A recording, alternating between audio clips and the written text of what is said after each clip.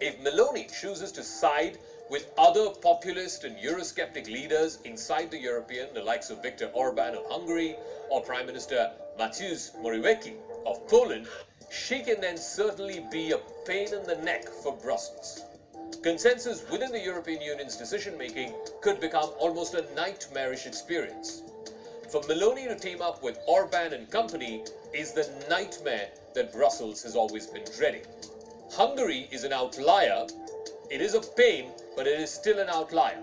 But Italy is not an outlier, and particularly if it's going to join forces with Hungary and Poland, then that could be a serious challenge to mainstream Europe. The first European congratulations, in fact, to Meloni came from Hungary. Orban's political director, Balázs Orban, congratulated Meloni in a Twitter message which reads something like this: "In these difficult times, we need more than ever friends who share a common vision and a common approach to European challenges." Now, to be fair to her, Meloni has said that she supports NATO, she supports Ukraine, she has no great warmth for Vladimir Putin of Russia, but her junior coalition partners, Matteo Salvini of the Lega Party and Silvio Berlusconi, who's been multiple times former Prime Minister, both of them are clear Putin fanboys. Berlusconi, in fact, has said that Putin was pushed by the Russian population, by his party and by his ministers to invent this special military operation. The plan, according to Berlusconi, was for Russian troops to enter and in a week replace Zelensky's government with a government of decent people. Italian popular opinion is traditionally sympathetic towards Moscow. In fact, about a third of the seats in the new parliament have gone to parties who have a rather ambiguous stance on Russia. As this war proceeds and all the domestic economic costs start piling up, Giorgia Meloni may take a slightly more lenient view of this war than Mario Draghi did.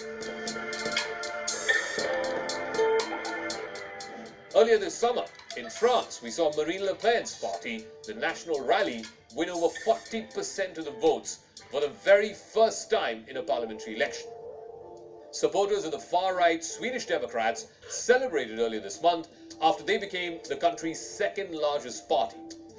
Things had looked so different even about a year ago in mainland Europe.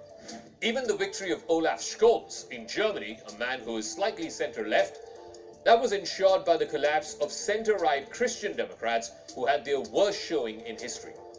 But then again, Germany has always been an exception in Europe. When the populist five-star movement led Italy from 2018 to early 2021, it created major fights inside Brussels, whether it was on immigration or on asylum. Meloni is expected to concentrate on topics like immigration, identity issues, and future European Union rules covering debt and fiscal discipline. But analysts think that she might pick her fights carefully. Remember, Italy's got a huge mountain of debt. Italy's debt is 150% of its GDP. Remember, Brussels has promised Rome tens of billions of dollars as part of its COVID recovery fund. For this year alone, that amount is 19 billion euros. That is 1% of Italy's GDP. Mario Draghi had already implemented some tough reforms to satisfy Brussels, so there's really no reason for Meloni to come in and mess it all up and thereby agitate the markets. For the future, though, there are worries that she will push for an expansionist budget, looser fiscal rules, and thereby make the more frugal countries of Europe far less willing to compromise. But the bigger loss would be the centrist axis, which Mario Draghi, the former Italian Prime Minister, and the French President Emmanuel Macron were trying to create after the loss of influence and interest by Germany. Italy will go from a country that provided some kind of a political center for Europe to one that Europe is going to watch rather anxiously. There was a sign of that anxiety just before the election when Ursula von der Leyen, the President of the European Commission, warned that Brussels had the tools to deal with Italy if things went in a difficult direction. Now, this was seen as a hint that the European Commission could actually cut funds to Italy.